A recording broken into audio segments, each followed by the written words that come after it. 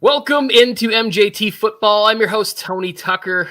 I am joined by NFL Mike on TikTok and the Joe Morley on TikTok. Make sure you get over there and support them. Check out the NFL content that they have going on. Gentlemen, it was recently brought to my attention, and it was not earth-shattering in my world, but I'm not as smart as Detroit Lions general manager Brad Holmes. This wasn't a shocker to me.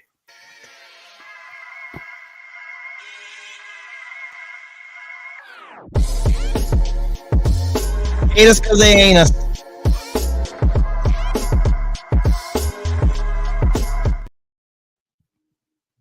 Wisen up, Tony. What is going on? That's funny because I haven't been smarter than a lot of people in my life. So, again, this is MJT Football. If you're listening to the audio version, come on over to YouTube and subscribe. Hit the notification bell, and you can come and hang out with the three of us. We're three friends who love talking football. We're always looking for a fourth, so hit the subscribe button. At least consider it. Again, people, these are just opinions. None of us are saying that we're 100,000% right about any of this. We just love the NFL. We love talking about football. We're putting opinions out there, and it's okay to be wrong. We try to do it in a respectful fashion, and create and have good conversation about the NFL. I love it. What you just described, Tony, is a podcast. Shocker. Yeah. I don't know what you're talking about, Tony. I'm always 100% correct and know exactly everything I'm talking about. Can't wait to see this. Can't wait to see this list, Joe. The next time Joe is wrong will be the first time that Joe is wrong. That's the amazing day that we all sit with bated breath waiting for. Joker, what is going on? Joker, how you feeling about the Bolts draft? I've come around and I love it. I'm very excited about what happened with the draft. I'm up to a B+ now, but you see what Joker's saying here, guys? Got the notifications on. Make sure you guys are subscribed with notifications on and like the video. Help us out a ton, y'all. Like all of our videos. If you want to go on a spam just check them all out. Like them all. Joker, get that computer fixed too. Ask your boss for a raise and get that computer fixed. You can come on. Especially an episode of Nuts and Bolts. Joe, Mike, anything you guys want to talk about, want to say, or you just want to start talking what limited NFL news we have? Limited NFL news. I don't want to talk about the Jets because everybody talks about the Jets. I'm tired of Aaron Rodgers news. Why do we every year we got to talk about Aaron Rodgers? I don't want to talk about Aaron Rodgers. You know who I want to talk about? Jordan Love. It's Jordan Love season, baby. Well, okay, so that's interesting because last night I was looking at their draft and I went through, and one of the players on their list, I was like, you know what? I haven't seen this wide receiver from like a smaller school. And I went and watched the highlights of Grant DuBose. And if you haven't watched him, you should go watch him. Like, I think that this kid has a shot to be a player in the NFL. They also got didn't they get a receiver? They got Jaden Reed, Michigan State guy, right? Yeah. I could see a scenario in which Grant DuBose at some point gets more wide receiver snaps. He had some pretty interesting highlights, the way that he played, the way, catching the fade, back shoulder, like he was big and strong and competitive, and it was interesting to me. Yeah, and we can include it in our Rodgers talk here that Joe is sick of. Jordan Love also got an extension, so he's going to be the quarterback through 2024. Yeah, that to me was weird, right? It wasn't a fifth-year option. It was a one-year contract extension, which from the breakdown that I understood was that this was so that the money in that contract isn't fully guaranteed. So that basically the Packers, if he's just absolutely horrible, could move on. Like, I don't think that's going to be the case. I think Jordan Love will be good enough for them to have another year because this team is in good. The Packers are in good shape, I think, as a football team. The roster's still there, and especially if you look at the defensive side of the ball, and even at receiver, they're young, so they've got years ahead of them to see these guys develop and add to it. I don't know how upset Packer fans are. I don't know a lot if they're upset of losing Aaron Rodgers or not.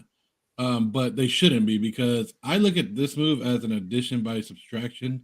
Like, you're finally getting rid of, like, we all know how great Aaron Rodgers is, and I'm not trying to knock how good he is, but the negativity that he would bring around to some of these players, and we're not there, we're not in the locker room, but what we see on TV and what we hear him going on the Pat McAfee show and talking, like, to me, I'm just like, I don't want to hang out with that guy. Like, seems like he always butted heads with the head coach. So I think this might be a good thing for the Packers and their offense to get it actually going. Yeah, and I feel like the past 2 years has been more glaring than even before, especially last year. Obviously, they had the struggles throughout the season, but even the year before, I was all on the Packers. I still will say that other than the team that won the Super Bowl, and I think one other team that had Jordy Nelson, Devontae Adams, Randall Cobb healthy for the entire year, that team, the year that they lost to San Fran in the snow, should have at least went to the Super Bowl. They were just absolutely stacked on both defense and offense. Everyone was healthy. Everyone was ready to go. And then they get to the playoffs. And in the snow, why you got the number 1 seed, they laid an egg on offense. Yeah, I'm not going to go down that road right now. I'm trying to keep everything positive. I want all my clips today to be positive. I'll say this we'll talk briefly about Aaron Rodgers and the Jets.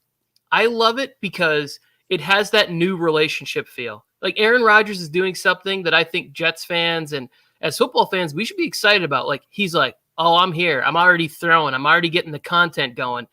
You know, when you're in a new relationship and you do all, like, you're not farting in front of the person, or, you're just going out of your way to be a little bit extra, like showing, you don't want to show any of your warts. He's out there comparing Garrett Wilson to another number 17 that he's played with, which is like super, super high praise in my book. I look at it, I'm like, he's on his best behavior. He's like, hey, I want you to take me home and meet your parents. Like, this is going to be a great relationship.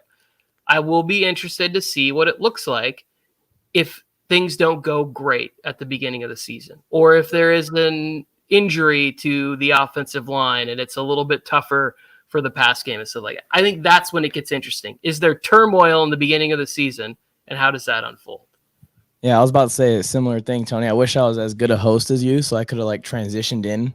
Like, in the same breath that Rodgers was ruining the Packers, I think he's going to make the Jets go to the next level. I just think that he has a whole new attitude as well. You could feel the vibes and all the stuff that they've been posting, and you get to New York with a bunch of young players. The expectation level is obviously going to be really high acquiring a player like Aaron Rodgers, and Rodgers likes to prove the doubters wrong and the people that believe him right. And I think that Jets team is just set up for him to do it, even if he's not amazing. And to talk about the comparison of Garrett Wilson to Devontae Adams, I don't think that you can give Garrett Wilson that kind of credit yet, put him on the level of Devontae Adams. But if you look at Garrett Wilson's route running, and this is why I had him as wide receiver 1 coming out of his class, his route running, the timing, the spacing, the understanding of where to break it off based off of what coverage he's facing, all that stuff is at a whole nother level compared to Christian Watson, even compared to Alan Lazard. So I think that Garrett Wilson is going to have an amazing season this year with Devontae Adams, and this take by Joker in the comments is just absolutely insane. Like, I know. I think it is more likely they trade Rodgers than Wilson by midseason. And I'm kind of with Joker on this one. I think there could be a point where not that they're trading him for like a team that's going to be using him, but a team that might just be saying, let's get this guy in our building, in our offense, whatever it is. Like, let's bring in what we thought was a top 3 pick. I thought he meant Garrett Wilson. I'm completely lost. I'm talking about Garrett Wilson. I just want everyone to be clear. Zach Wilson, yeah, that makes sense. Zach Wilson makes sense. Yeah, okay, so we're back on the same page. Yeah. It is Zach Wilson. But I'll say this, like, Garrett Wilson and these players, they should be way ahead, because if you look at, like, Ohio State is becoming wide receiver U of college football. They have Terry McLaurin, Olave, Wilson. Next year, they're projected to send Marvin Harrison Jr. as like a top 3 pick in the NFL draft after Caleb Williams. So you should be a little more polished, right? You should be a little, Christian, why don't you put it in North Dakota State? Like, you're not getting the same level of coaching and treatment and whatever. At least I wouldn't expect that to be. I don't know the North Dakota State coaching staff. I don't know why you guys are going off on Zach Wilson, because he's going to make Aaron Rodgers' life hell in practice, okay? So just leave. Wilson ain't getting traded because he's going to challenge Aaron Rodgers every day at practice. Aaron might lose his job with the way that Wilson plays. I love it. Let's talk about a starting quarterback and one that I would love to give applause to on all the cheers. Let's talk about Lamar Jackson getting paid by Baltimore.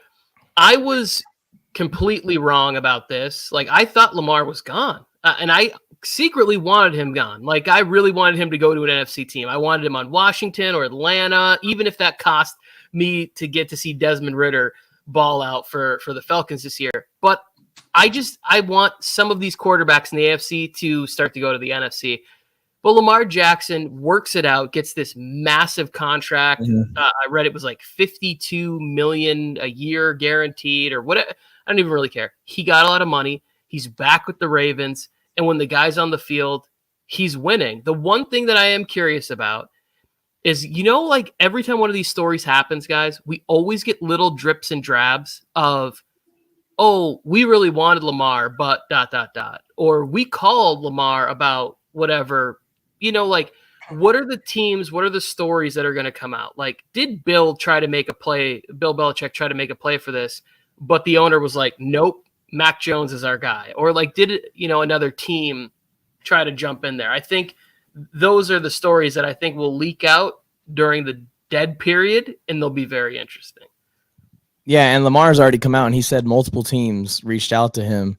So all this talk that no one was interested all of a sudden was probably smoke. I think that maybe what we didn't realize is Lamar Jackson wanted to be a Raven more than he wanted to do anything else. And he said that. But you know how many times players, coaches, everyone says they want one thing and then they do the exact opposite. We all were like, if you want to be a Raven so bad, why not take a slight discount from your $200 million deal to stay in Baltimore? But they got it done, and I'm glad they got it done as well. And also, at the same time that they got it done, I don't know if this is going to make the Ravens offense go to the next level, but I think it will do one thing. It's going to help them, especially on third downs and longer than like 5 yards. And I think it's going to help them when it just comes to freeing up some space for Lamar Jackson to work. You cannot just load the box every single play against the Ravens if these passing weapons start cooking people down the field. So I'm excited to see what Baltimore does. And we're going to talk about them a little bit more, I think, in my list. Oh, we will. I didn't even tease that. We're doing a power rankings, a way too early power rankings show, everybody. 15 minutes in, I finally did my job right. Joe, go ahead. Lamar better send a thank you basket to Jalen Hurts and his agent, Nicole Lynn, and be like, here, thank you for doing that, your deal that made my deal easier. Because once the Ravens finally saw what other quarterbacks like, because we were wondering what Jalen Hurts was going to get when his time was up, what these other guys were going to get.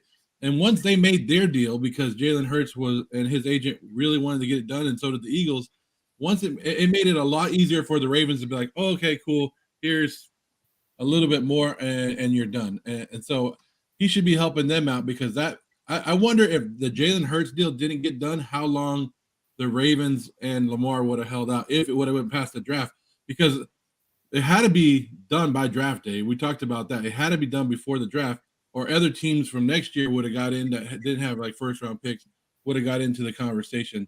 So I think he needs to send some gift baskets around the league. That was definitely a chip that needed to fall, I think, for Lamar to get the deal done as well. It's a good take, especially it being Hurts over Burrow or Herbert, because you got a little bit more of a comparable skill set as well. And I wondered this whole offseason, what's a better bargaining chip? Taking your team to the Super Bowl, winning the NFC Championship, or winning an MVP like 5 years ago? So that was the direction that I was going to take. This was, I think Lamar was saying, hey, the last guy who got paid a lot of money was Deshaun Watson. He got all this guaranteed cash. Kyler Murray got paid. He got a bunch of money, right? It's like, when is a quarterback that he perceived on his level going to get paid? He perceived Jalen Hurts, and this is all just my own speculation, he perceived Jalen Hurts to be on his level, somebody that had done something extraordinary, and then the market for extraordinary really is this. It's not Deshaun Watson. Like, I feel like that's the route that he went. There was also another show I was listening to where they said there could have been a little bit of a worry where, hey, if one of these quarterbacks falls and the Ravens just go, oh, well, we're just going to draft a guy and then we're just going to have Lamar play this year on $32 million, which, is nothing to sneeze at. And then we'll just move on next year to the other guy. He did not want that to happen because he really did want to be a Raven because they did go get OBJ. And Rashad Bateman is a good receiver. I'm really getting sick of everybody going, they don't have any good wide receivers on the roster. Rashad Bateman, 2 years ago, people were extremely excited about him. Last year, he played really well at the beginning of the year. He just got to stay healthy. He's a good receiver. Yeah, and I love the Zay Flowers fit as well. You do a lot of comparables over to Hollywood Brown and what he did with Hollywood Brown for those few years that they were together. I think Zay Flowers can even add some more juice, like in the yak department, and even be even a more consistent of a target for Lamar. So they went from, and I agree with you. I thought that Rashad Bateman was a good wide receiver also, but they went from team or fans thinking that they had no receivers to now they got 3 really good to great receivers. So it's going to be interesting. It's going to be interesting. And how do they change the offense? Because they got a new offense coordinator up there, right? How do they change the offense to reflect those additions at wide receiver as well? Yeah, I'm very excited to watch the Ravens this year. You bring in Todd Monken, and they're going to pass the ball. Lamar in that thing said, I want to throw for 6,000 yards. Yeah. And initially, when you just hear the quote without hearing, there's a certain charm about Lamar Jackson, his authenticity when he's at the mic. I love Lamar Jackson so much. And when I read the quote, I was like, hold up a second. Does he mean over a 2-year span throw for 6,000 yards? Or like, what's happening? But then when you hear him say it, he's gassing up the wide receivers that they brought. He's gassing up Eric DeCosta for putting some juice into this offense and saying this. He knows what is going to win, but I do think that he can rely less on running the football, which is going to keep him healthier, which is going to, in my estimation, I don't care. Everybody talks about certain holes teams have, this, that, whatever. Lamar Jackson's on the field. The Ravens win football games. Well, I can't wait to see where you guys put the Ravens in your top 10 then. Yeah. Don't say fade the Ravens, Joe. Don't do that. Don't do that. Don't do that. You guys want to talk? You want to talk about the Titans or just get straight into the power? Let's just get straight into it. Well, you guys are going to do it. So right before we get to the top 10, let's do it. Before we get to the 20-minute mark, we'll promise we'll get to our top 10 right now. I just wanted to bring this up. I don't know if you guys saw this rumor that was going around. We were going to talk about the Tennessee Titans depth chart, which put Will Levis at number 3 right now. Well, I don't know if you guys heard this rumor or saw this rumor that was going around. They said the Atlanta Falcons had 2 deals done before 2 deals in place almost before the draft, and it just fell through, or somehow they fell through. One was to acquire Kyler Murray from the Arizona Cardinals to the Atlanta Falcons. The other one was to get Ryan Tannehill from Tennessee. So they had those 2 deals going into the draft, and then somehow they didn't work out or something didn't fall the way they did. I just thought that was interesting if we were going to talk about the Titans depth chart, because Ryan Tannehill I can still see being traded to Atlanta sometime this offseason if that continues. The Kyler Murray one, I think they would have wanted something else out of it, and Arizona would have drafted differently. But yeah, I just wanted to throw that out there to you guys to get your little opinion before we start this. That's pretty wild. I didn't even hear about that. The Kyler Murray trade would be a mega deal. I mean, Kyler Murray, yeah, he's had his issues with injuries and stuff, and it's hurt his trade value a little bit. But when you talk about Russell Wilson getting dealt for multiple picks, I mean, and players, I think Kyler Murray would have had a mega package as well. Ryan Tannehill, they probably could have gotten for almost nothing. Ryan Tannehill is on the tail end of his career right now, and he doesn't have much value to teams who don't have a young quarterback for him to mold behind him. You look at what Arthur Smith has in Atlanta. He knows now I can lean on Ryan Tannehill to just be kind of consistent in the passing and play action game and just feed the ball to this 5-deep running back core now. So if I was clearly speculation here, but I think that if Tennessee thought that they could get up to number 3 and grab CJ Stroud, if all those rumors are true, that the Texans were not going to draft CJ Stroud, then of course, yes, the Titans would do that, and they would trade Arthur Smith, coach of the Titans. He wants Tannehill to come run that offense. Tannehill's worth the first round pick, at least right now. If he would have been traded, I think that they would have gotten a first round for Ryan Tannehill. Like, we all talk about, like, oh, well, he's not a franchise guy. He's not this. He's not that, whatever. Like, getting a good quality starting quarterback in the NFL is really hard. Like, Derek Carr would have been worth multiple picks had the Raiders not, like, totally dropped the ball on that situation with Derek Carr. Like, the Raiders should have been shopping him, had a good relationship, gone into this draft, and shopping Derek Carr. Did Derek Carr have the no trade clause built in? He did. At least then you could have been in a situation where, like, hey, we worked it out. Let us get something out of this deal. Like, let's go our separate ways. It just ended really ugly there. The Kyler Murray thing, that to me, like, you trade a quarterback now while he's injured? Come on, guys. That's not I smart. just think it shows that Arizona is not committed to him with this new regime, which is something I've been thinking. And with the way they got the draft picks set up for next year, I don't think Kyler's going to be in Arizona for much longer. Oh, I agree with you. I think that when they're picking in the 2 picks in the top 5 next year, and I sent you guys my math equation that I was sitting there doing that math on, they're picking 2 in the top 5. You can then trade Kyler next year and draft Caleb Williams. That seems like a perfect Josh McDaniels move. I'm just saying. But then he's healthy, right? Like, you're trading Kyler when he's next year, hopefully healthy, and the Raiders have, or the Cardinals at that point have 2 picks and then adding whatever they can get in that haul for Kyler Murray. Like, that to me would be the smart move. I think Arizona did that. I like the direction the Cardinals actually have been going this offseason. Maybe the Las Vegas A's will still take him. Yeah. And we'll see where the Cardinals fall into my top 10 pretty soon. I love it. Whoa. I love it. Who wants to go first? Who wants to go first? Start going from 10 to 6. Who wants to go first? So do we want to just give our 10 through 6, or do we want to go 10 and all of us say 10? I say we go 10. You go 10 through 6. 10 through 6, and then we'll react, and then keep it moving to 5 through 1. I could go first, but you guys are going to be like, what the hell? And your jaws are going to drop, and you guys are going to be like, Joe, you don't know football. You're not as smart as Brad Holmes, all this other stuff. But I'd rather hear your guys's, because your guys's will probably be more of a consensus. I'll start. I got it. Let me go first. Okay. I'm going to go 10 through 6 right here. At number 10, I really wish Zero was here right now, because I got the Dallas Cowboys at number 10. Number 9, the New York Jets. Number 8, the Detroit Lions. Number 7, the Baltimore Ravens. And number 6, my Los Angeles Chargers. Bolt up. That is my 10 through 6. Reactions from the chat, from you guys. So again, that was 10 Cowboys, 9 Jets, 8 Lions, 7 Ravens, 6 Chargers. You think the Lions are going to be that high, Tony? You got some faith in them?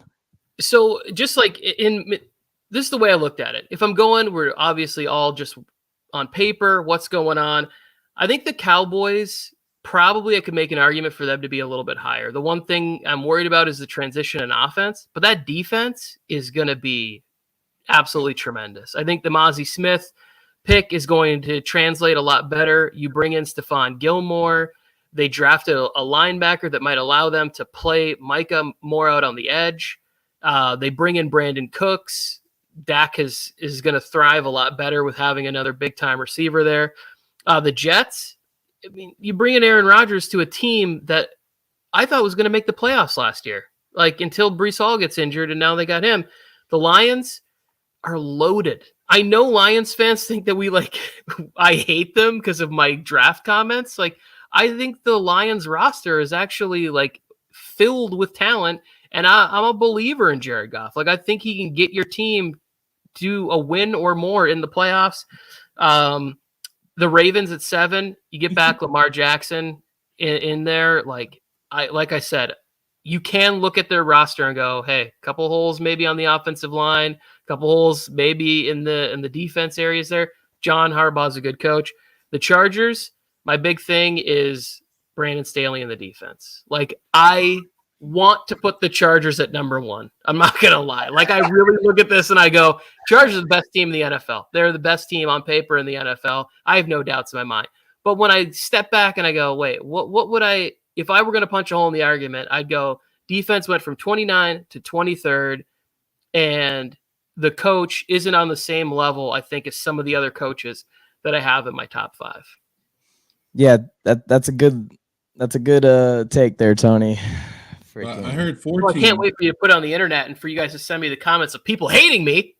Well, mine's going to be worse. I heard you 10 through 6, Tony. I did not hear the Raiders at all. So I'm thinking the Raiders are in your top 5. The Raiders are really close. They're like 29. They're good. Close to the top 5. Tony, I'm just going to say this, little spoiler alert. One of our picks and your 10 through 6 match up correctly. Like the number, I got one answer right according to Joe. Yep. That's a winner. I can sleep. I've got none. But anyways, speaking of the Los Angeles Chargers, I don't think you're going to have to worry about the haters coming for your neck for putting the Chargers in the near top 5, Tony, because I got them at 10. Like I said, like you just said, on paper, they're the best team in the league, potentially. I mean, they have a star at every single position, but I don't trust Brennan Staley as far as I could throw him anymore. And my trust was already slight last year, and I was all in on the Chargers.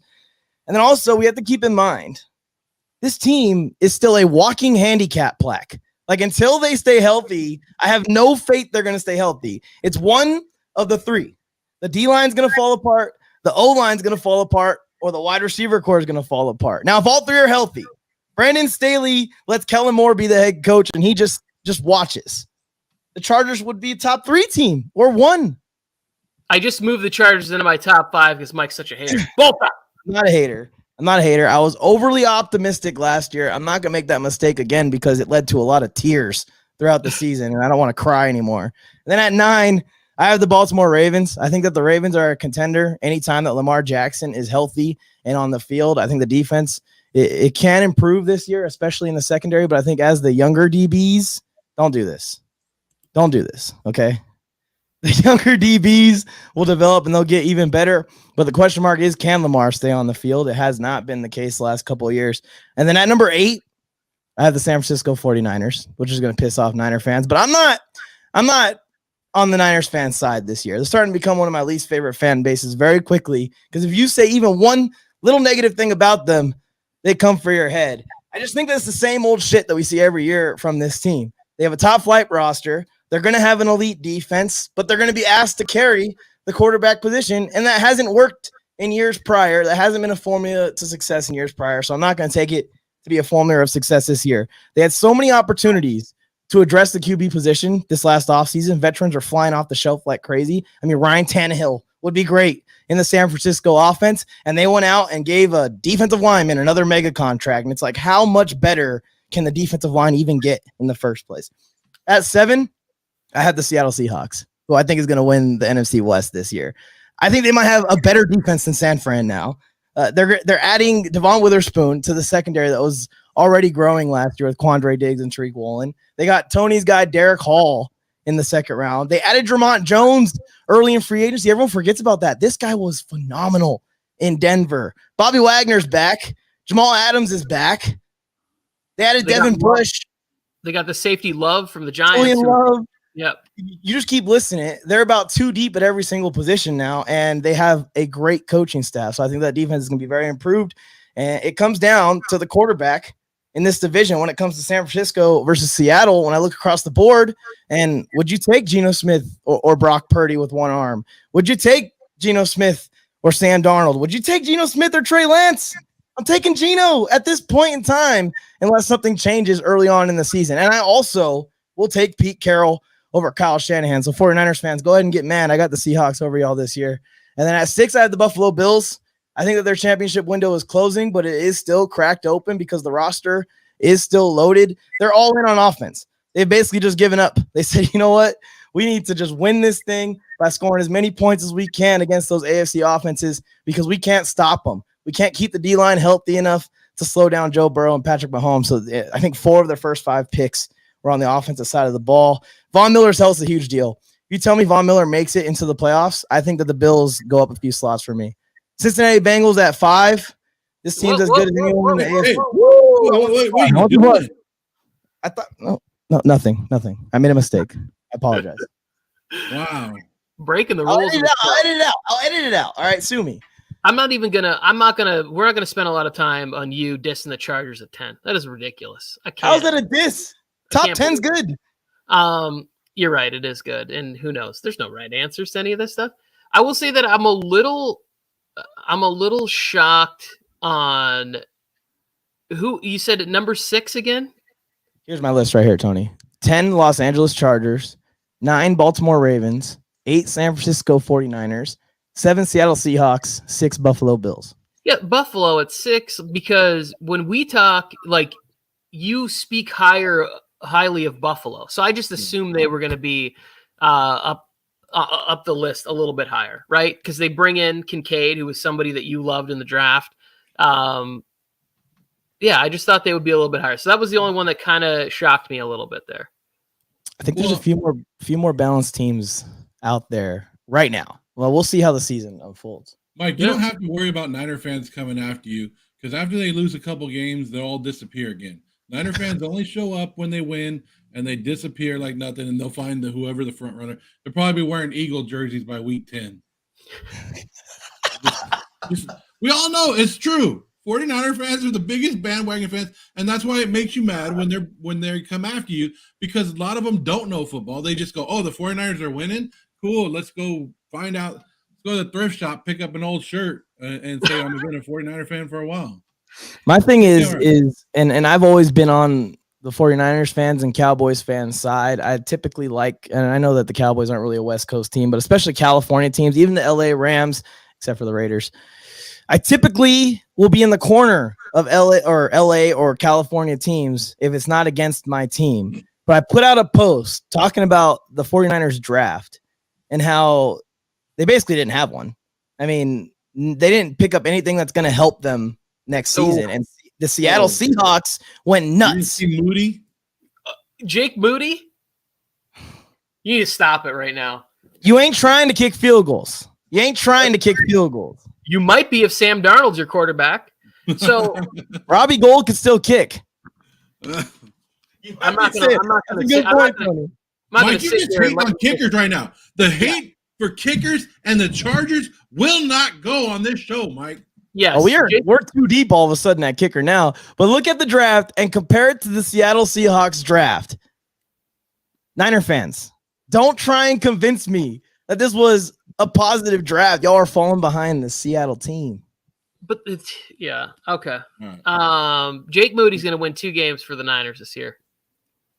Right. 2 of the 10 that they win, and then. All right, just a disclaimer out there. These are my teams based on roster, nothing else, not schedule, because we all know the schedule is going to be tough on some of these teams. But this is, if you were looking at on paper at these teams, these should be the top teams in the league. So right? 10-6, Joe. 10-6. Number 10. I'm going with the Seattle Seahawks. I like exactly what they did. They were 9-8 last year. They added more. I think the division got weaker, and it's going to help them out just a little bit right there. So Seattle, adding to there, had a great draft. We talked about that multiple times.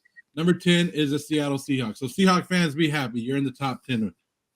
Number 9 is a team that you guys probably hate and don't want to see again, and it's the Jacksonville Jaguars. After what they did last year, they haven't gone and added a lot this offseason, but just another year with Doug Peterson as their coach, I think they're going to improve a little bit, and they got that confidence from that big playoff win over who'd they beat in the playoffs? Next.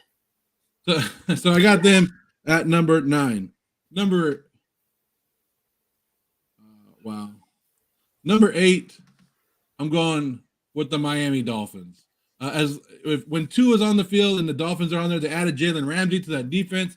They're going to have a little bit more leadership. Another year with Mike McDaniel doing his little crazy offenses and stuff. I think Miami Dolphins are going to surprise some people. And I know I'm not a big Tua fan, and you guys I don't know how you guys still feel about Tua, but when he's on the field, that team's a little different. So hopefully he can stay healthy and be on there. And I hope They have plans for if he does not show up, that they do a little bit better this year. That was number 8, right? Was the Miami Dolphins. Number 7, the Buffalo Bills. I just don't like what they've been doing. I've been talking about Buffalo. I talked about Buffalo last year. You saw in their play, like some of the games last year that they won were like lucky guys. So Buffalo, I think they need to continue to get better. But I mean, right now, who's their starting running backs? James Cook and Latavius Murray is their top guys, and their wide receivers disappeared toward the end of last season. I think their defense has gotten worse over the last 3 years. I remember looking at the Buffalo Bills, and we were like, "Oh, that defense is good." And now with Josh Allen getting better, the defense seems to be getting worse. So I'm not high on the Buffalo Bills as everybody else. And number 6, I'm going with the Los Angeles Chargers at number 6. And that's where me and Tony matched up right there. On paper, it's a very good team. Coaching-wise, we don't know. We'll find out if we can actually coach it. But on paper, they have a good offense. They have a great defense. Or a good offense and a good defense. Can they get it together?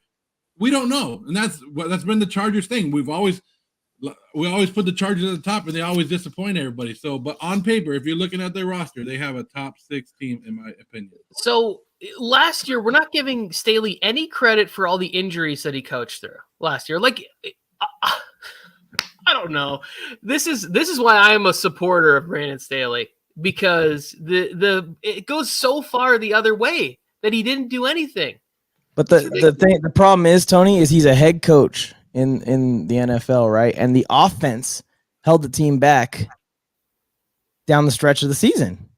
But we had a coordinator that shouldn't have been in there since like week 8. We identified it immediately that was a problem.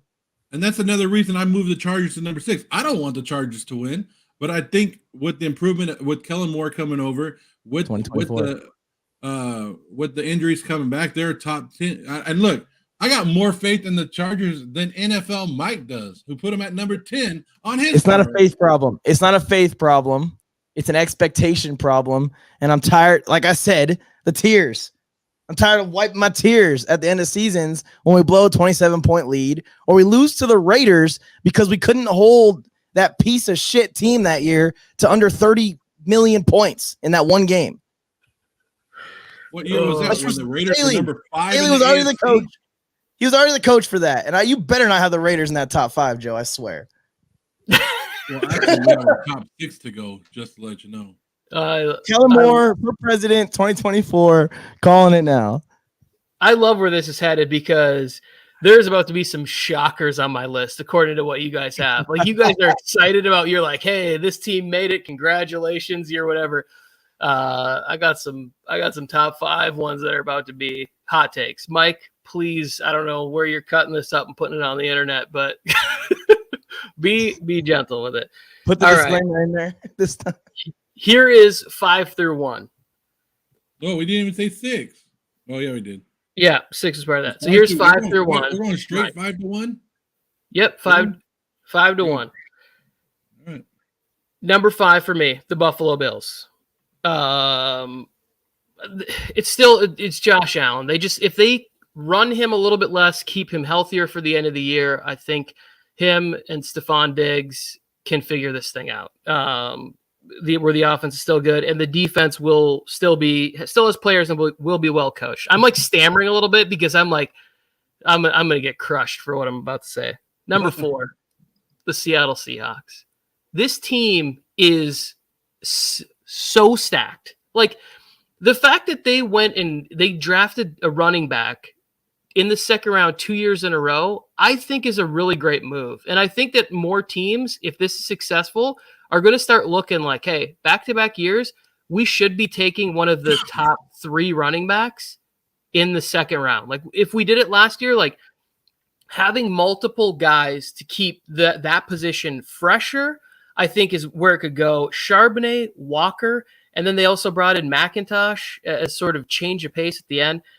But just look at the rest. Like, they got the 2 tackles who played well for the most part last year in that draft. They got interior line help this year. And then you get Jackson Smith and Jigba, a guy that can get open over the middle of the field with Lockett and DK out there.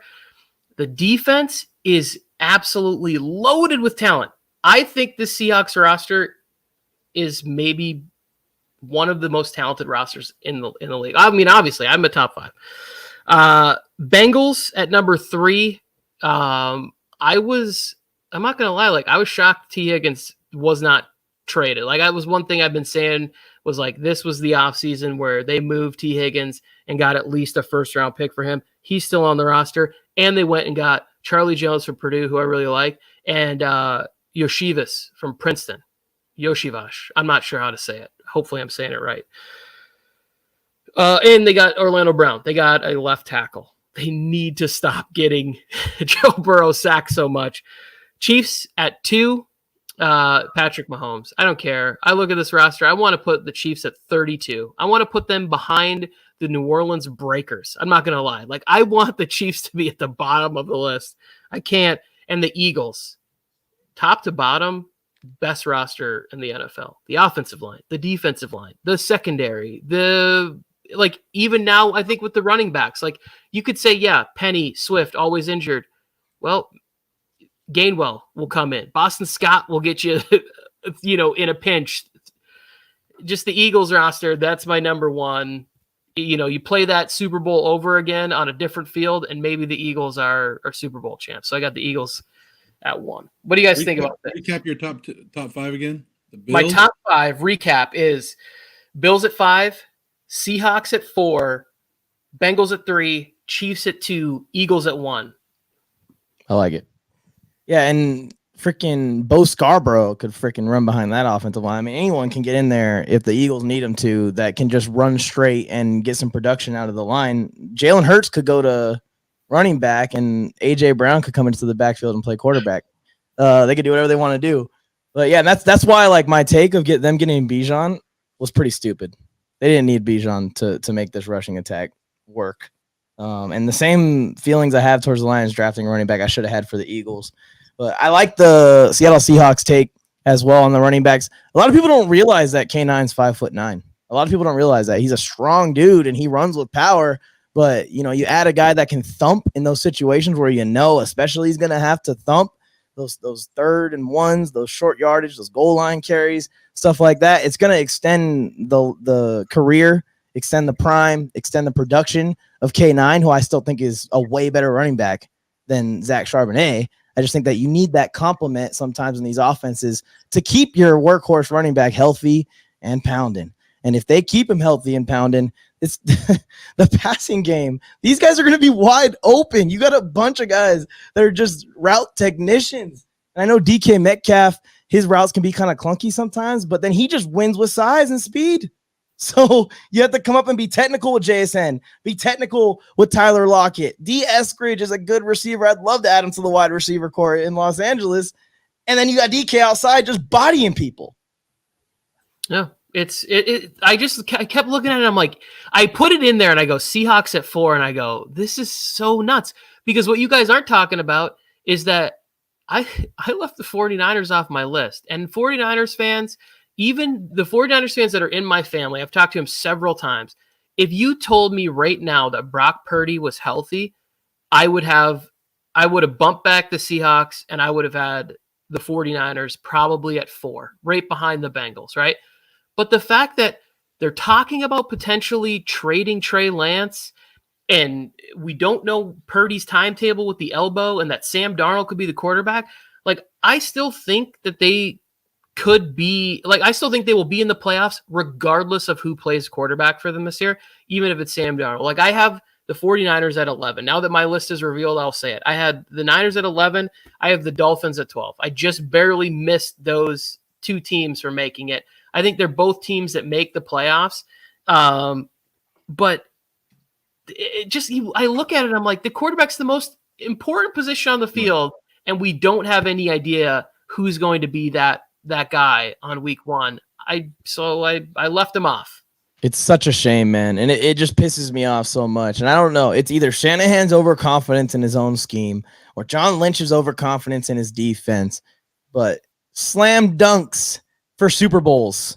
They just went and got a guy like Derek Carr's level, or like we said, Ryan Tannehill's level. Just someone that's going to be consistent. Ryan Tannehill might be a bad example because he's been injured recently. Consistent and careful and healthy. That's really all they need in that offense. For the defense, Christian McCaffrey, George Kittle, Trent Williams to just carry this thing home.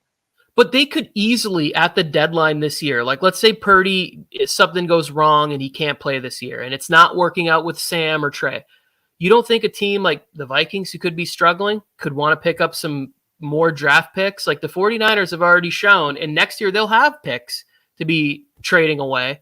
Like I think that they could go out at the deadline to a team that's struggling and say, hey, we need to get a veteran in here at week 6 or 7 and turn this thing around. Like somebody that's familiar that we know can run this offense effectively. And if Kirk Cousins became a Niner, they would shoot from 9 on my list to top 3. I mean, that's the difference. They should have done this. They should do a Lance for Cousins deal. I don't know what the deal would look like. I don't even know who has more value, Kirk Cousins on a 1-year deal or Trey Lance off of a broken ankle. I don't know which one is worth more. I think you guys are knocking Minnesota too much. Minnesota's a good team. I don't know why they would make that trade.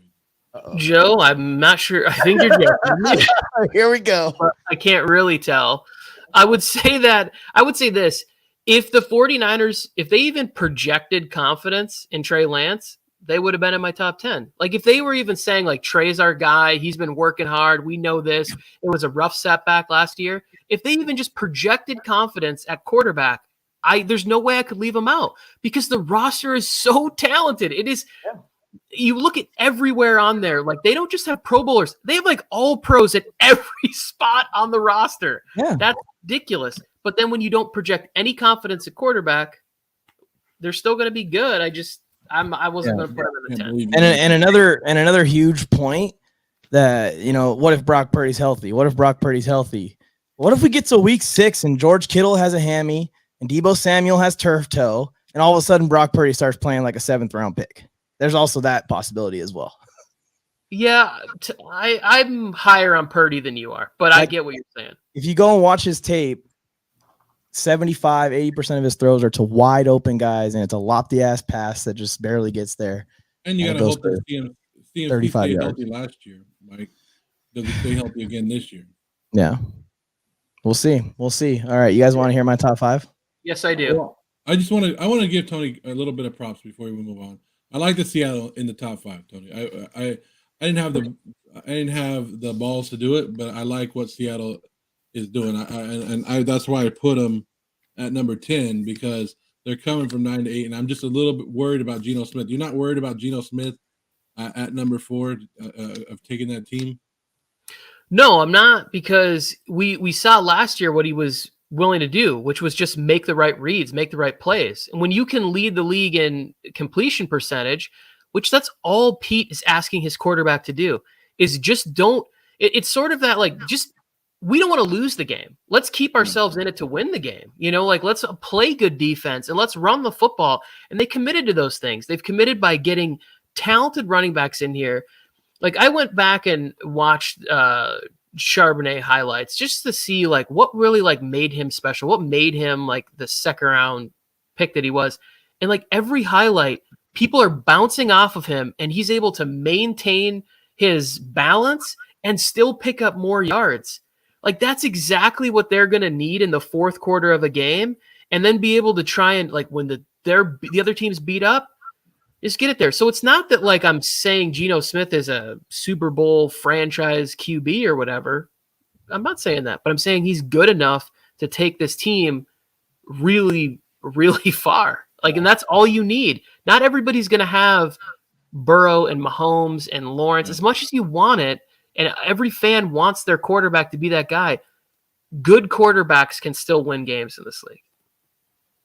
And if you guys are watching us on the chat and you guys want to tell us your top 5, go ahead and throw it in the chat so we can look at that too, and let us know where you guys rank our guys against us too. You guys already put Tony's top 5 in the chat. If you guys don't remember what it is, Bills at 5, Seahawks, Bengals, Chiefs, Eagles, and now we're gonna move on to Mike. The more I'm looking at it, I'm like, oh, okay. Well, here we go. I'll kick it off here with the spoiler that I already dropped. At 5, I had Cincinnati Bengals. I think that the offense is still going to be crazy. I believe in Joe Burrow, Jamar Chase, T. Higgins to carry this thing. But what kept them below a few other AFC teams on this list that might surprise you guys It's just the holes at running back, the holes at tight end. There's a little bit in the secondary. I just think that they're really young. They got to prove something still before I have full faith in the secondary. And then at number 4, I actually have the New York Jets. And Tony said it in our text thread a few days ago. Name the weakness. I mean, there is no weakness on this team. I think it would take a lot of injuries or an injury to number 8 now. I was about to say number 12 for this team to go sideways. And Breece Hall coming back and what he did last year to carry this offense when he was healthy. Even if there is some chemistry issues, and it's a big if there are some chemistry issues in the passing game, they can lean on Breece Hall and the defense to get wins early in the year, even when the passing game is coming together. And I say it's a big if because I think that they might gel right away. This is the offense that Aaron Rodgers won multiple MVPs in with the same offensive coordinator. He has similar style weapons out there. He's got the small, speedy guys. He's got some familiarity with Allen Lazard, some familiarity with Randall Cobb joining them today, I believe, or yesterday. I don't even know if there's going to be a growth period or slowly working their way into the offense. The Jets might just hit the ground running, and I think that they're going to win this division. At number 3, and this is a lot of faith in Trevor Lawrence to take that next step. But I think if Trevor Lawrence goes from a guy with potential to be elite to elite game in, game out, giving us the best Trevor Lawrence game in, game out, the Jacksonville Jaguars have a team that can be very, very scary this year. And I know we weren't looking at schedules too much, but I'm just obsessed with being right and coming back to this and going, look at the Jacksonville Jaguars won 13 games. If you go look at the Jaguars schedule, it is crazy. There's only like 5 competitive games on that schedule. And I think that they can beat all 5 of those teams even. So we'll see how the Jaguar season goes. At number 2, I got the Philadelphia Eagles. I want to make a hot take. I want to lower the Eagles, but somehow they got better. And you're going to see a repeat of what they did last year, and they're going to tell the entire NFL, you couldn't stop us last year. You're not going to be able to stop us this year. And at 1, I've got the Las Vegas Raiders. Jokes. The Raiders, in my lifetime, have never been the best team in the NFL. I'm 25, going on 26 years old. It's not changing this year. You're not going to be the best team either. That's I have the Kansas City. Because you were alive in the 2000s. So. They won the Super Bowl in the 2000s? But you said they weren't the best team, but at one point they were the best team. The best team won the Super Bowl, and that's the Kansas City Chiefs. And that's the Tampa Bay Buccaneers. And that's one of my favorite Super Bowls of all time, by the way. I watched every second of it. Anyways, the Chiefs are extremely thin at wide receiver. They lost Juju this offseason. They're relying on a guy like Kadarius Toney to stay healthy. Sky Moore to pick up a huge load. Kelsey got a year older. I don't know if this guy's ever going to fall off or this guy's ever going to age, but he got a year older. Chris Jones needs an extension desperately, and I don't know if he's going to take a discount for them or not. I know that he said he wants to retire Chief. He wants to be a Chief forever, but he also should get the biggest contract ever at his position. So we'll see how that goes.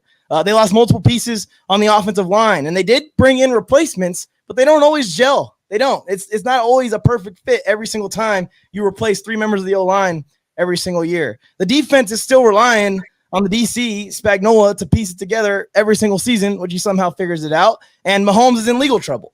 Well, his little brother is in legal trouble. So there's all these signs and all these reasons for me to knock the Chiefs down and predict they're going to win 9 games again this year like I did last year, but I can't.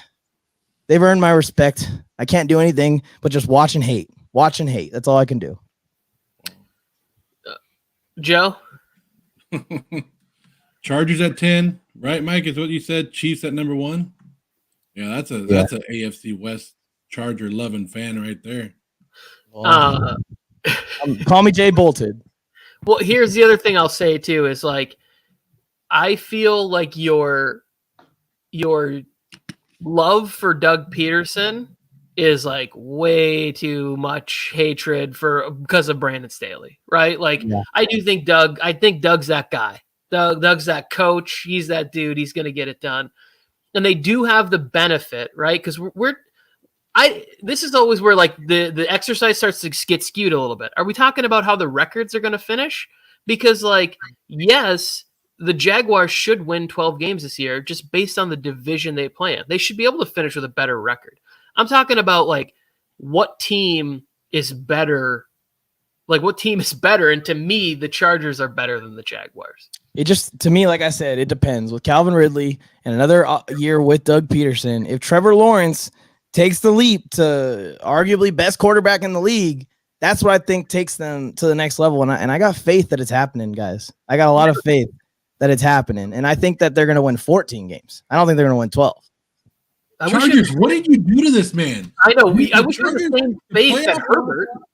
The playoff loss to the Jaguars has straight ruined Mike. Like, Mike is so, like, upset. Y'all are acting like I got the Chargers at 20. You just said Trevor Lawrence could be the best quarterback in the league when all you talk about as a Charger fan is Justin Herbert this, Justin Herbert that.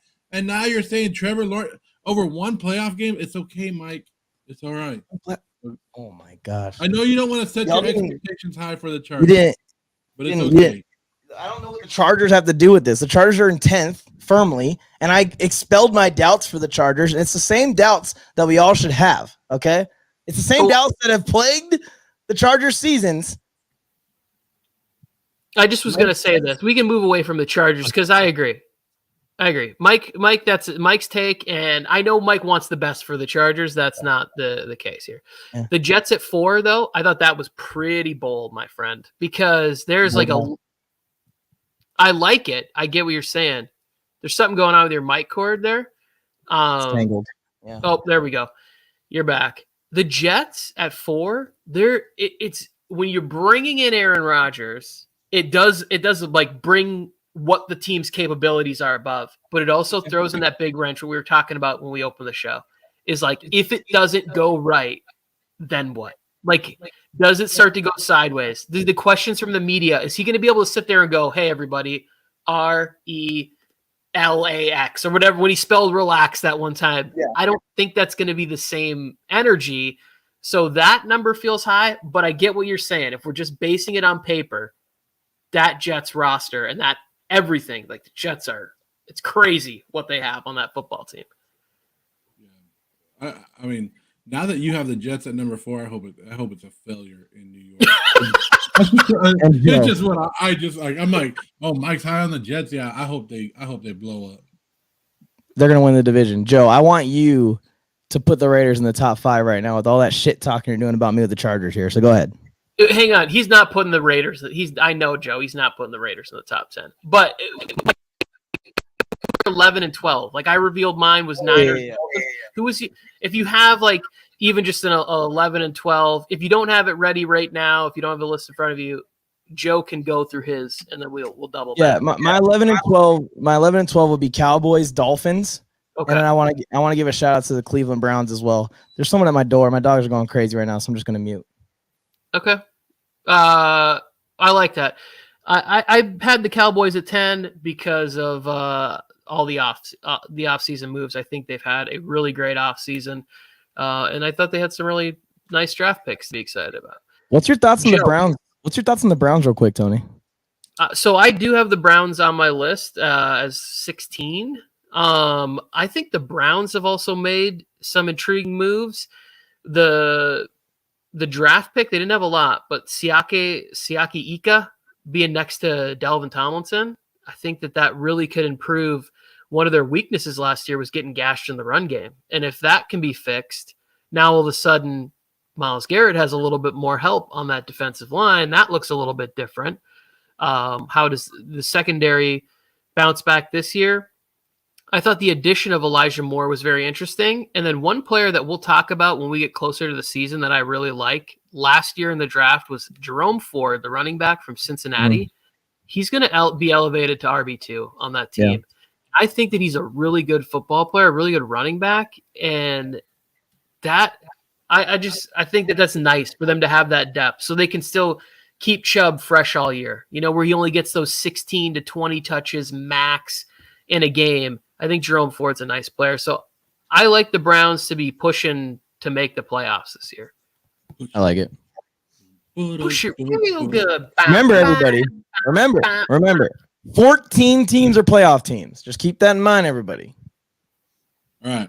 I said 16. I got running right there. Well, where I need to be right here. It's my turn. My top 5 right here, Tony. Right? My top 5. Number 5. The Raiders. Number 4. The Raiders. No. Name the top five teams. Top 5 teams in the NFL: Raiders. That's it. That's all you got to do, right there. Put your list up, Joe. I would kick you off the show if that's what you did. No, some of these teams. It was hard for me to make this because I don't like some of these teams and I don't like some of these fan bases. But I gotta do it, Tony, because we're looking at it. It doesn't mean that that they're gonna win, but like we said, we're looking at their roster and we're looking at the way it's going. At number 5, I got them Dallas Cowboys right there. Ooh. They brought in Cooks, they brought in Gilmore. I believe in that defense. I like the way their defense is going. And they're gonna run the damn ball with Mike McCarthy, right? I have the Dallas Cowboys at number 5 in my power rankings. At number 4, a team that you guys are a little bit down on, the San Francisco 49ers. I know the quarterback position is the question mark. We got to wonder if Brock – I think they're playing games with us. I think Brock Purdy's coming back. He'll be ready by training camp, and he'll be ready to go. I think they're playing a little bit of games with the media and putting stories out there that just don't – that are just, playing with everybody's head. I think he'll be all right. Even if Sam Darnold or Trey Lance has to play a little bit out there, I think they'll be okay. So that defense alone will win enough games for the San Francisco, and they're playing Arizona twice. Come on, they're gonna win some games. And the NFC is horrible. The NFC is, I say the NFC, you're gonna win more games in the NFC just because of who you're playing. So the San Francisco 49ers at number 4. Number 3, the Super Bowl champion Kansas City Chiefs are right there. Looking at their roster, you want to drop them a little bit more, but you know what Andy Reid is capable of doing with some of these guys and bringing them up. I don't think their wide receiver core is better, but I actually think their offensive line is going to be a lot better than it was last year. So that's going to give – and when you give Patrick Mahomes time, doesn't matter who his wide receivers is, he's going to find somebody, right? And the way they design it. So that's my only thing of why I'm dropping the Chiefs. I hate doing – when I do power rankings, I always say the champions should be number 1 until they're not number 1. But I just have to. You guys are saying let's go by roster and the way that they would look, so that's why I'm dropping the Kansas City Chiefs to number 3. Even though really their roster doesn't look good, but you know what they're capable of championship. At number 2, the Cincinnati Bengals. I really like the Cincinnati Bengals.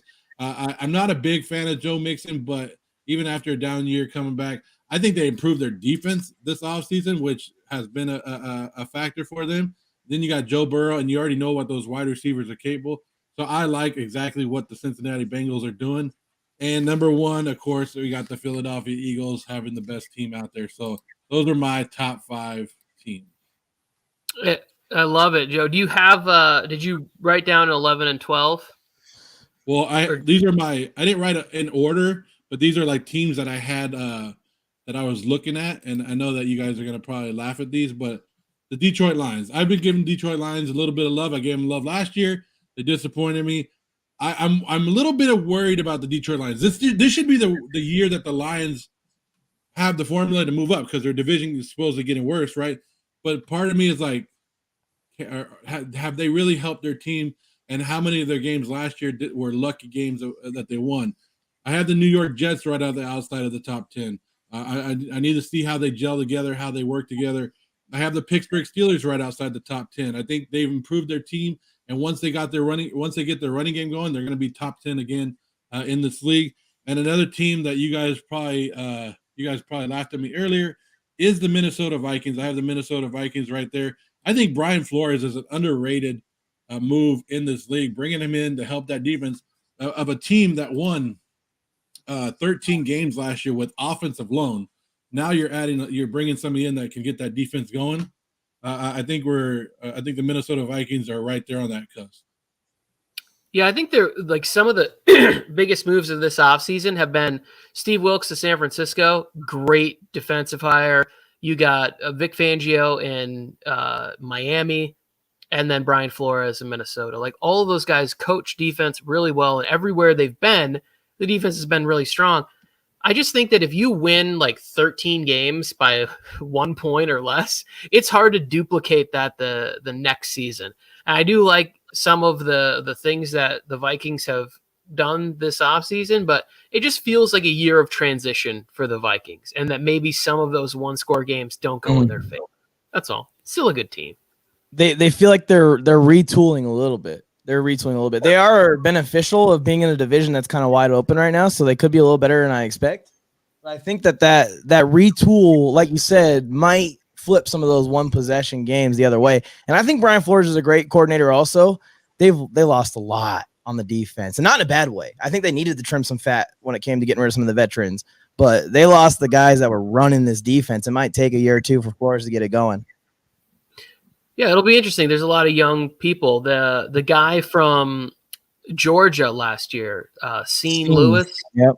And my buddy's a Vikings fan. He said he's actually, like, they went to training camp and everything. He said this kid's actually really, really good. Yeah, so he's somebody, a player for them to be excited about year two. I think there was an injury early on last year. It might have even been in the preseason or training camp, and he ended up missing a lot of time. A lot of those young guys that got injured. Dax Hill for the Bengals was another player that obviously is from Michigan, so I get excited about all those guys. They need him too. He got injured. It'll be interesting to see how these things shake out. But this has been the way too early power rankings. If you are listening to this, or if Mike wants to use this as part of a clip, go ahead right now and put your top 10 teams in the NFL down in the comments right there, and let us know what you think of what we put together here. Anything else you guys want to talk about before we get out of here? I got nothing. Want to do a Q&A?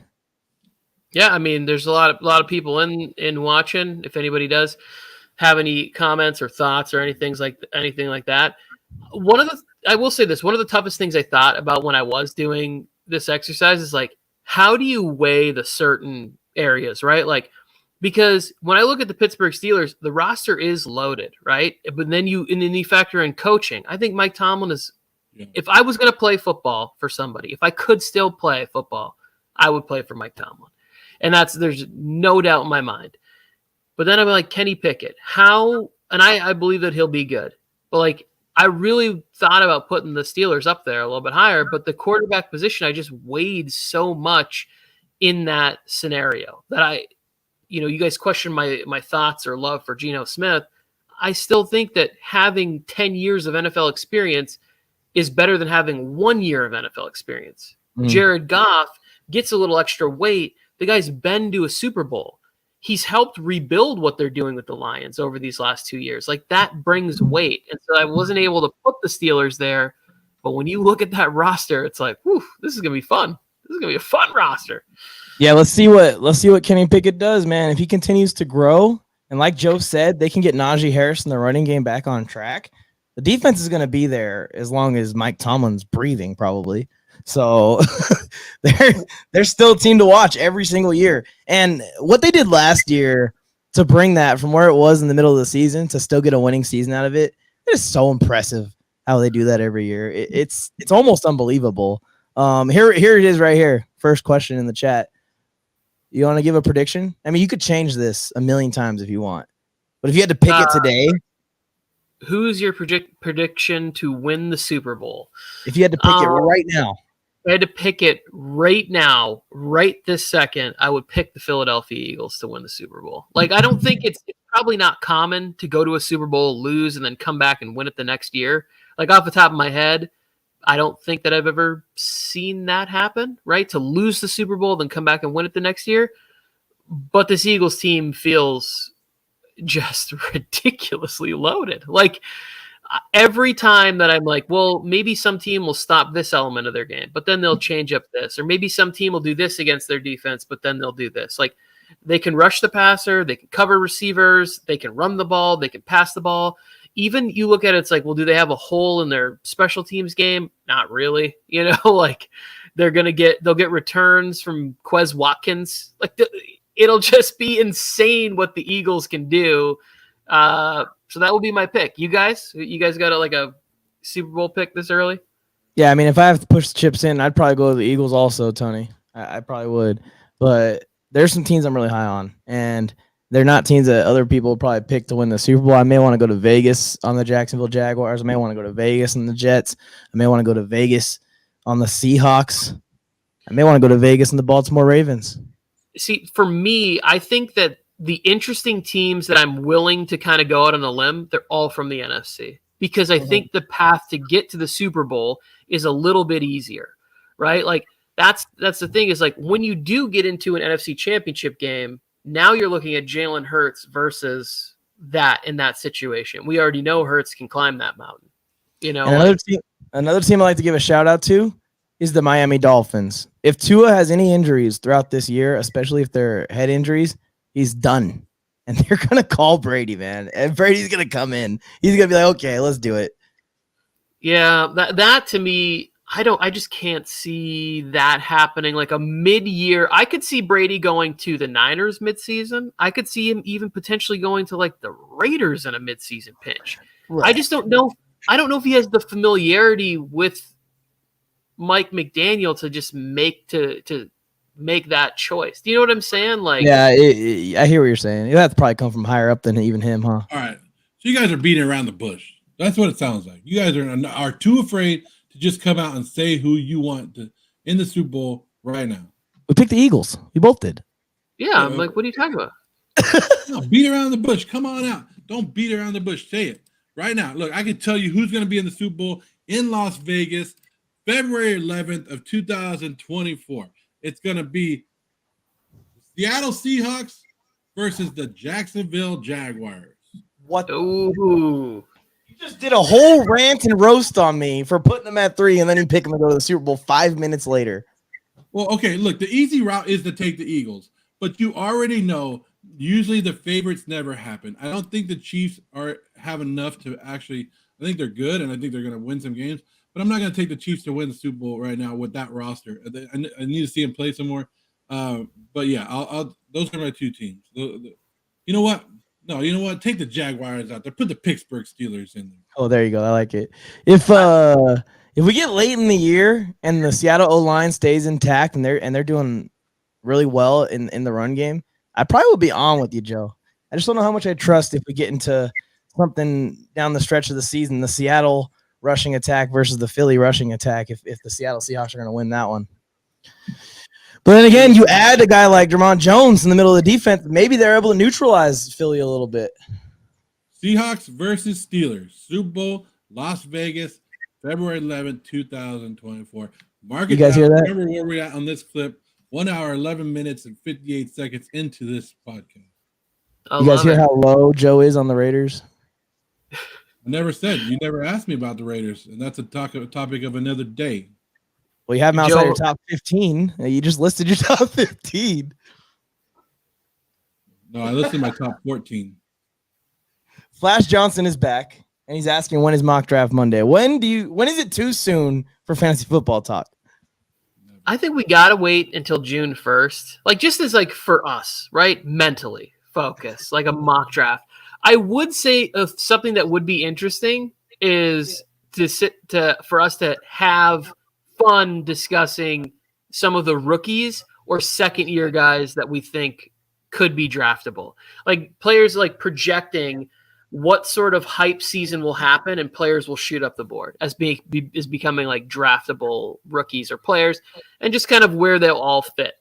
Like, Yeah. I think one of the guys that's going to get drafted super high in mock drafts right away is Jordan Addison. Like, I think Jordan Addison is going to have like an average, like an ADP of like 7th round, like out of the gate. I think he's going to get drafted super high for that team.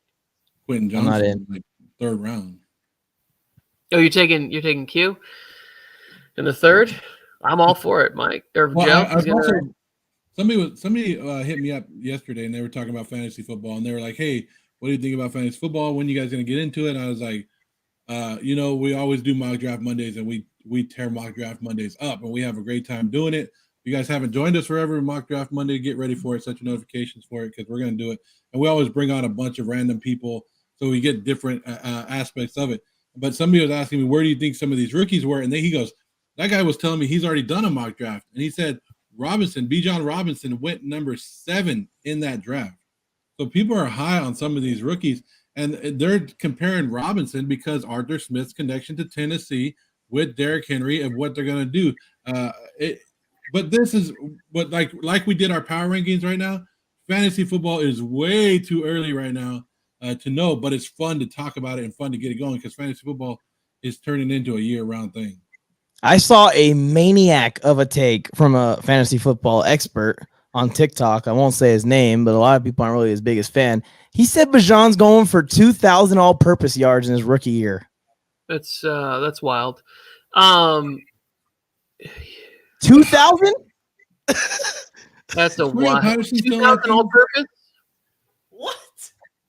That's They a have- lot. I mean, Like, That's is C-Pat and Algier like not getting a single touch in every single game all year long? yeah, They're I gonna work him mean, in. I think they're gonna work him in. I think they're gonna do similar, not as bad as with Derrick Henry and DeMarco Murray, but I think they're gonna work him in. They're not just gonna put him in there and have him touch the ball 300 times this season.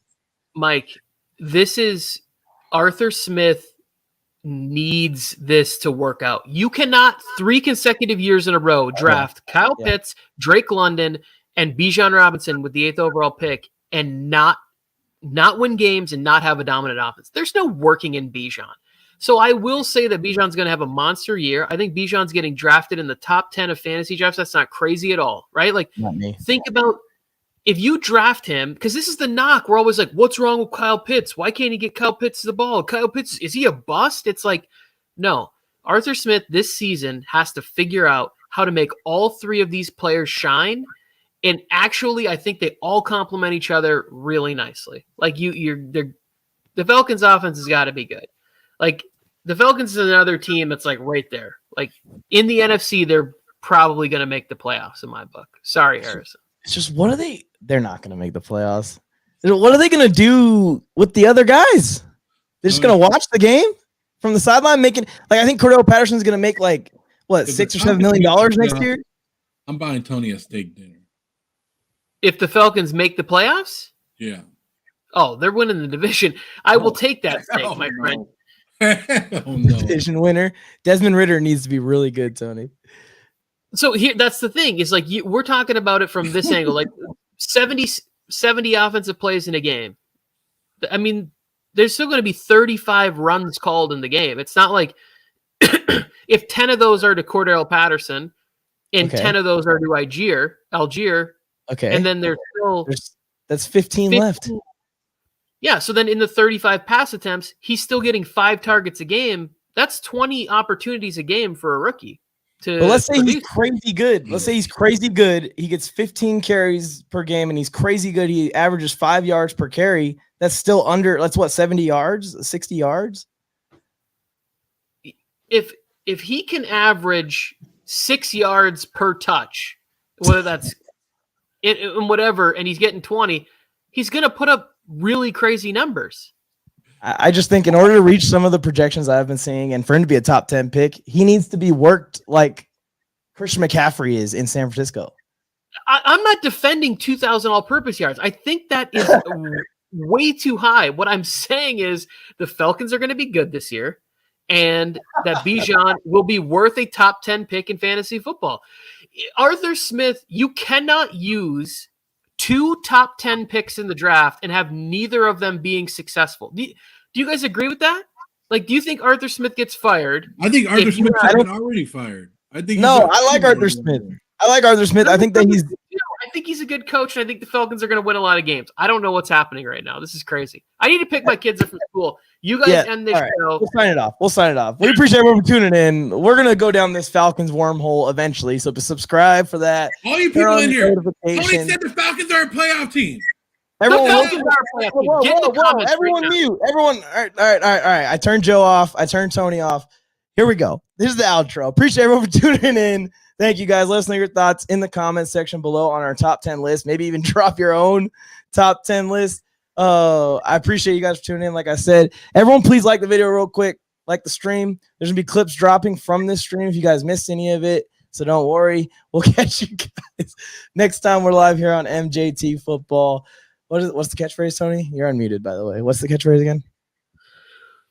We're just 3 friends who love talking about football, but we're always looking for a 4th. So please consider hitting the subscribe button and becoming a number 4 and rise up. Put that in the comments right now if you think the Falcons can make the playoffs. Rise up in our comments section, please.